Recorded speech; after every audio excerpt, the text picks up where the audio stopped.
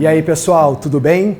A gente está de volta em mais um episódio do Resgatando Juiz de Fora, em que a gente está contando as histórias desses profissionais tão queridos da nossa cidade. Barbeiros, cabeleireiros, mostrando os salões tradicionais que ainda estão aqui de pé, muitos sumiram. Os causos que esses profissionais contam, as suas histórias e também que essas histórias, esse ofício deles é passado também de pai para filho, às vezes por gerações, né? Então, eu convido vocês, vamos resgatar mais um pouquinho da memória da nossa cidade. Bem-vindos a mais um episódio do Resgatando Juiz de Fora. A Valéria Faria continua contando pra gente sobre os contatos que ela teve com os barbeiros e as visitas aos salões daquela época em que começou a pesquisa, que depois virou um livro. Quando eu conhecia um barbeiro e conversava com ele, eu falava assim, não, eu quero conhecer os barbeiros tradicionais. Aí me indicaram o seu Nerci. Assim, não, o seu Nerci, você não pode deixar de fotografar o seu Nerci de jeito nenhum, porque ele era da Gaburri. Aí eu fui atrás do Nerci, e aí ele tem assim a plaquinha, né, de onde é da cadeira dele, e lá no Salão Avenida. Hoje, no Salão Avenida, que a Valéria havia visitado, estão o seu Aderli e o seu filho Marcelo. Eu fui conversar com eles. Seu Derli, como é chamado por todos, está com 77 anos.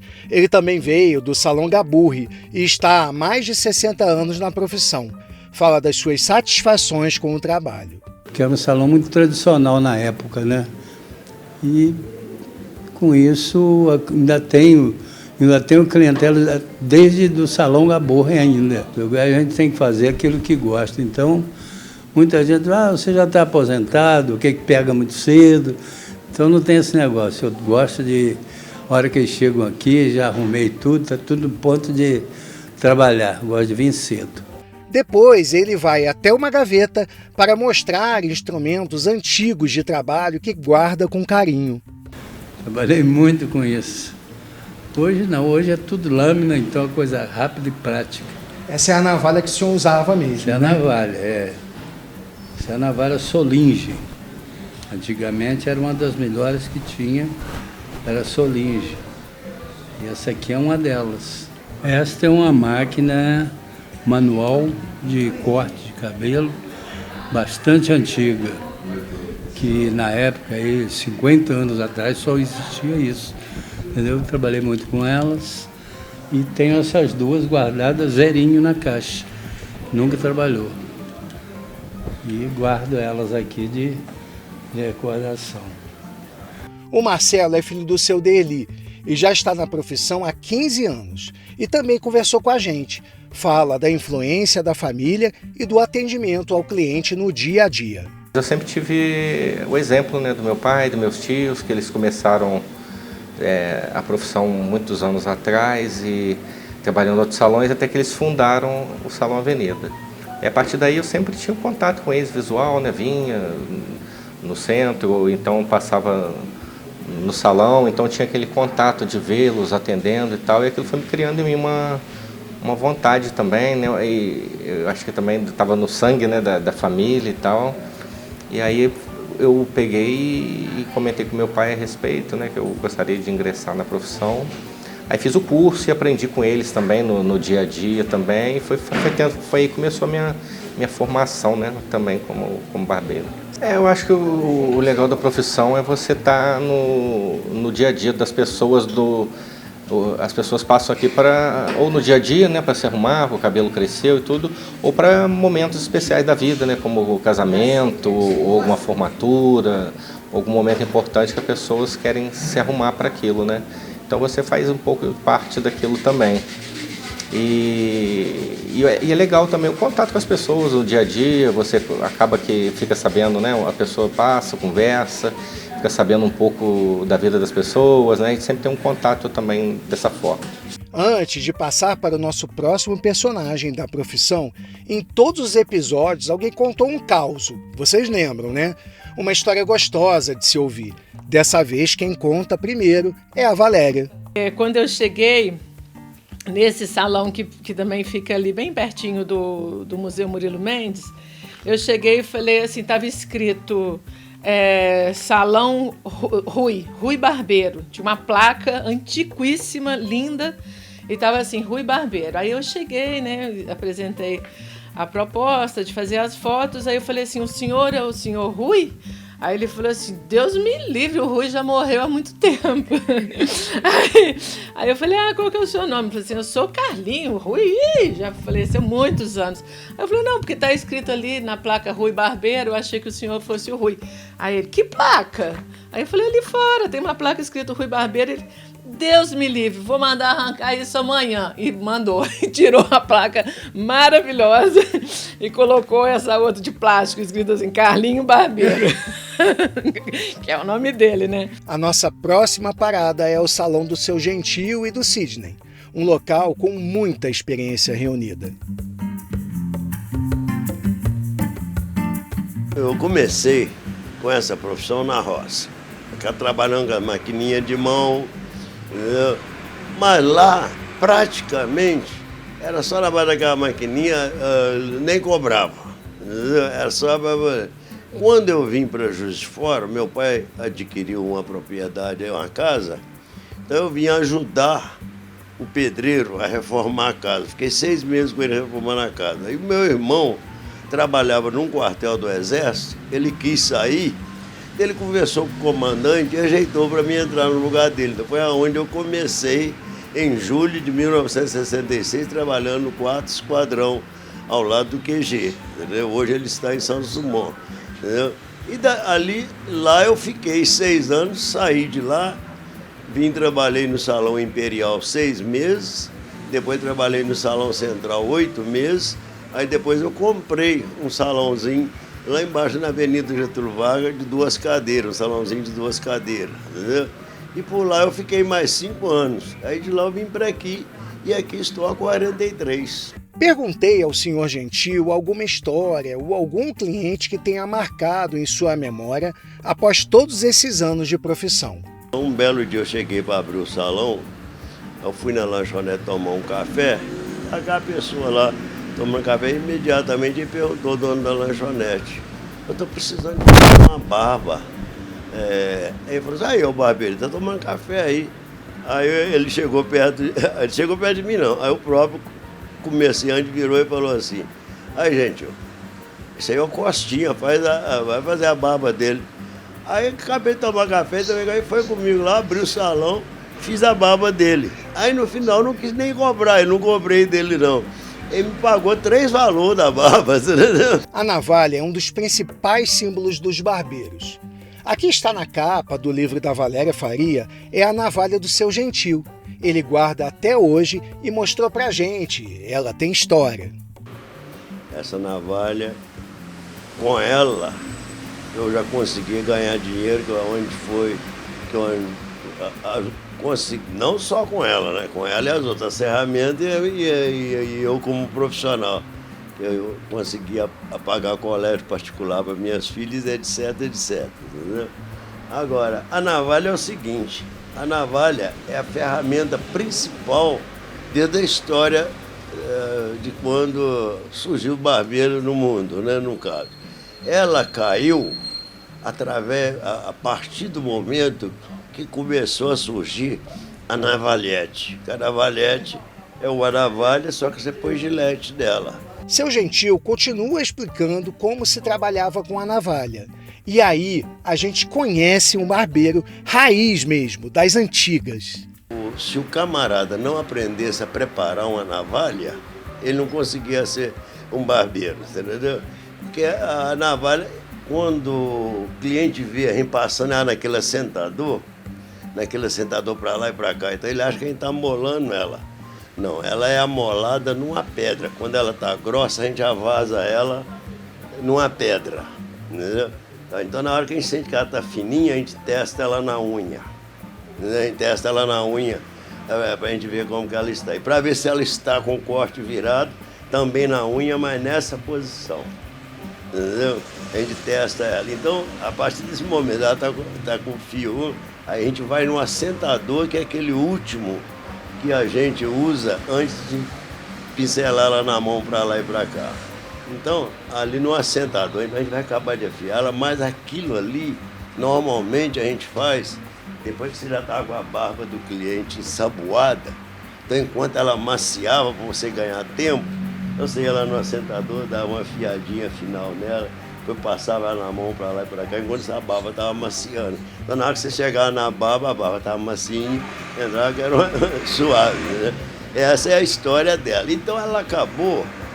Às vezes as pessoas pensam que a navalha acabou por causa da Gillette, com quem diz assim, é mais higiênico que... Não, ela acabou foi porque os barbeiros mesmo aderiram à navalha, que aço igual isso aqui não existe hoje não. A gente vê aí, a gente compra umas Gillette, tem umas que é boa, mas é cara. As que é mais barata, às vezes é umas porcarias, entendeu? Agora ela não, se é uma navalha boa, era uma navalha boa mesmo, né? O Sidney é de São Paulo e lá havia começado um curso de cabeleireiro. Achou difícil e guardou todo o material. Em 1994, ele veio para Juiz de Fora e estava desempregado. E um amigo meu falou, poxa, se você soubesse cortar cabelo, eu ia arrumar para você numa barbearia. Eu falei, olha, eu não sei cortar cabelo assim, fala pra você que eu sei cortar, eu não sei, mas eu tenho uma noção. Eu comecei um curso. Aí ele não diga, eu falei, eu comecei um curso em São Paulo, mas não terminei. Aí ele falou, tem um amigo lá em Santa Luzia, que ele está precisando de um barbeiro lá. E eu vou falar com ele. Aí ele falou com o amigo dele, eu fui lá por necessidade mesmo, entendeu? Lá em Santa Luzia, chamava Homero esse barbeiro. E eu passava só máquina e ele fazia o acabamento, entendeu? Ele foi me dando uns toques, eu fui aprendendo, pegando com ele, né? Assim, como é que era para fazer o serviço e tal. Aí vim pulando de galho em galho até chegar aqui no centro. Aí no ano de 95, eu estava trabalhando aqui na Avenida 7, já na barbearia. Eu já era barbeiro, já tinha aprendido a profissão, já era barbeiro. Aí em 95 eu passei aqui e perguntei pro Gentil se ele tinha vaga para barbeiro, que eu queria trabalhar no centro. Aí ele falou, você trabalha onde? Eu falei para ele onde é que eu trabalhava e tal. Ele falou, no momento eu não tenho vaga não, mas assim que surgir a vaga eu vou lá te chamar. Aí ele veio me chamar, eu trabalhei com ele 4 anos, de 95 a 99, aqui nessa barbearia. Então muito que eu aprendi assim, né, foi com ele. E depois de 95 eu fui trabalhar em outros lugares, aí em 2007 eu voltei para cá. Ele faz questão de demonstrar a sua gratidão àquele que lhe ensinou o que ele sabe hoje. E aí, lá se vão quase 30 anos de barbearia do Sidney e quase 60 anos do Gentil. Eu sou bastante grato a ele. Teve uma época que ele se afastou. Eu estava trabalhando em um outro lugar até. Ele falou, Sidney, vou ter que fechar minha barbearia porque eu vou operar. E ela vai ficar fechada, eu não vou ter como pagar aluguel. Aí interessante, rapaz, onde eu estava trabalhando, eu precisei sair de lá. E quando ele falou isso comigo, eu fiquei pensando, sabe? Falei, pô, eu tinha que fazer alguma coisa para ajudar ele, cara. Aí eu saí de lá de onde eu estava trabalhando e vim para cá. Eu falei para ele, gente, eu vou ficar aqui cuidando dessa barbearia até você voltar. Quando você voltar, aí a gente vê como é que fica. Ele ficou 6 meses afastado e eu fiquei 6 meses aqui pagando aluguel sozinho, pagando conta de água sozinho, entendeu? Até ele voltar. Aí quando ele voltou, eu ia sair, né? Eu ia sair para outro lugar. Ele falou assim, já que você está aí mesmo, vamos fazer o seguinte, né? Vamos dividir despesas, você já está aqui mesmo. Então a partir de agora você trabalha para você, eu trabalho para mim, e no final do mês a gente racha a despesa, entendeu? E graças a Deus você recuperou, está aí, ó, já indo para quase 78 anos de idade, tá na atividade e nós estamos juntos aí. Em nossa última parada nesse episódio, eu fui conversar com o Fernando, cabeleireiro há 42 anos, já conhecido e com clientela fiel.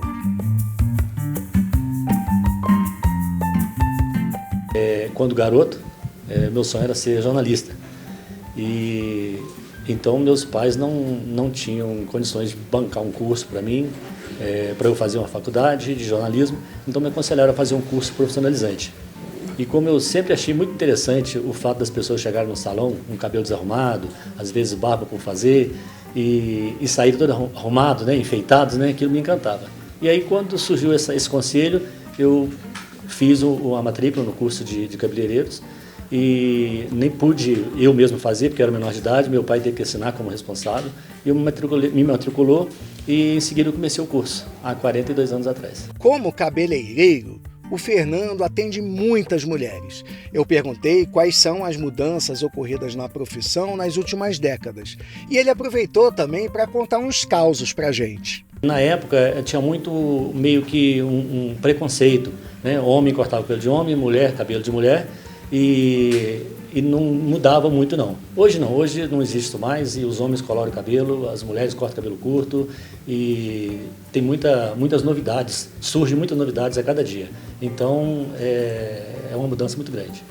Sim, tem muitas histórias, mas eu vou contar duas então. Um dos clientes que me acompanha há quase 40 anos, ele chegou no salão para cortar o cabelo a primeira vez e depois do corte pronto, ele não tinha dinheiro para poder pagar. Ele esqueceu a carteira em casa, no trabalho. E aí o dono do salão onde eu trabalhava me deu uma bronca, porque eu deixei o cara embora sem pagar. Mas eu não tinha muito o que fazer, né? E passou uma meia hora, a secretária chegou lá com o dinheiro para pagar e levou uma caixa de bombom para mim, em agradecimento, né, pelo cliente, agradecimento pela minha confiança. É meu cliente até hoje, há quase 40 anos é meu cliente. Isso é um fato assim, que me marcou muito, né, essa camaradagem. E aí eu vi o crescimento da família, né, o casamento dos filhos, eu acompanhei todo esse processo e nós somos amigos hoje. A outra história é que quando eu entrei na profissão, eu tinha cara de moleque, muito novinho, e eu acabava sendo discriminado, porque os clientes chegavam e falavam, você que vai cortar meu cabelo? Aí muitas desistiam, eu perdia o cliente. Perdia a cliente. E uma outra história é que eu atendi uma cliente, arrumei o cabelo dela, e na hora dela sair começou a chover, então eu gentilmente peguei um guarda-chuva e fui conduzi-la até o estacionamento onde estava o carro dela. E na rua encontramos com o marido dela. E aí ele não sabia que ela estava arrumando o cabelo, estranhou o fato de ela estar acompanhada por um cara e queria me bater. E aí eu tive que voltar correndo para o salão. Felizmente eu escapei. No final, o Fernando quis resgatar um pouquinho mais da história do tempo em que queria ser jornalista e declarou o seu amor à profissão de cabeleireiro. O sonho de se tornar jornalista aflorou quando, na adolescência, né, eu fui trabalhar, depois de trabalhar no escritório de contabilidade, no escritório de engenharia, eu fui trabalhar na redação de uma revista, a revista Razões, que existiu em Juiz de Fora aqui no passado. E aí eu lidei muito lá com os publicitários, jornalistas, e aí fiquei encantado e doido para poder ser jornalista mesmo.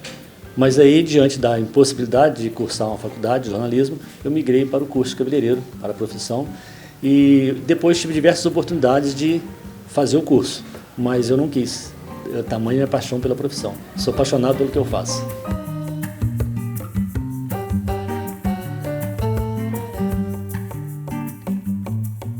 No próximo episódio do Resgatando Juiz de Fora, a gente vai continuar contando e mostrando para vocês a história desses profissionais, dos barbeiros e dos salões da nossa cidade, com as suas histórias, os seus causos. E vocês vão ver que esses profissionais também precisam se adaptar aos novos tempos. Não esquece, o Resgatando Juiz de Fora vai ao ar todos os sábados na JFTV, canal 35.1 da TV aberta, ou você pode assistir quando você quiser no canal da Câmara Municipal JF do YouTube. Eu espero vocês lá.